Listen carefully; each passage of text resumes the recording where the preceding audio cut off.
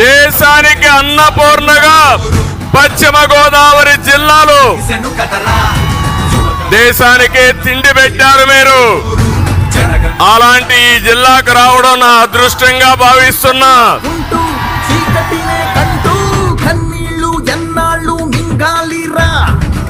ఈరోజు ఈ జిల్లాలో ఏ రోడ్డైనా బాగుందా తమ్ముళ్ళు అని మిమ్మల్ని అడుగుతున్నా. ఏ కాలం